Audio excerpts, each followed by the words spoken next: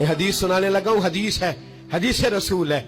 जवान खास करके जरा मेरी बात पे तवज्जो करें और बुजुर्ग खास कर तवज्जो करें जिन्होंने तरबियत करनी है। सुने, हुजूर की बारगाह में एक नौजवान आया है, ये संगमील है हदीस, इसको याद रखना। अर्ज की, हुजूर मैं सारे गुनाह छोड़ सकता हूँ, जिना नहीं छोड़ता। हुजूर मुझे जिना की इजाजत होनी चाहिए।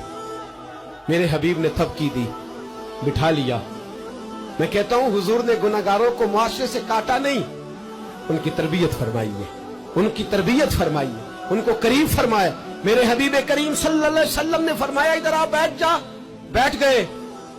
हुजूर ने फरमाया तू पसंद करता है तेरी मां के साथ कोई बदकारी करे? हुजूर नहीं। फरमाया तू पसंद करता है तेरी बेटी के साथ कोई बदकारी करे? या रसूलल्लाह मैं आंखें निकाल दूंगा। हुजूर ने फरमाया तू पसंद करता है तेरी बहन के साथ? हुजूर मैं काट डालूंगा वो हाथ जो मेरी बहन की तरफ उठेंगे।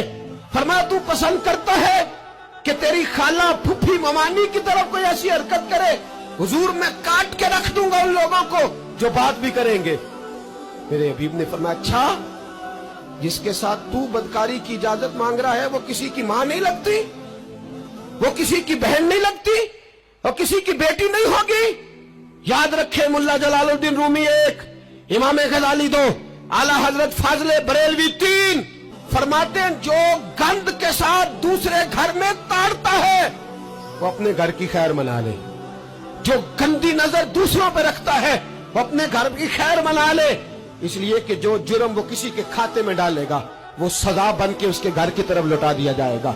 जो बदकारी वो किसी के खाते में डालेगा वो सजा बन के अल्लाह उसके घर की तरफ लौटा देगा।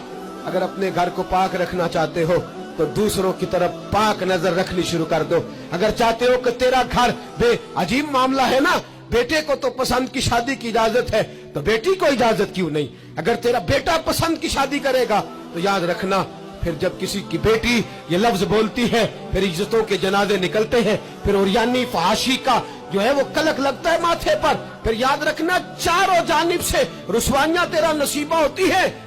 अगर तू बेटी को रोकना चाहता है तो बेटे का हाथ पकड़। अगर तू बेटी को साफ रखना चाहता है तो बेटे को शर्मो हया की चादर उड़ा। अगर तू बेटियों के किरदार की हिफाजत करना चाहता है तो पहले बेटे को पाबंद शरीयत बना।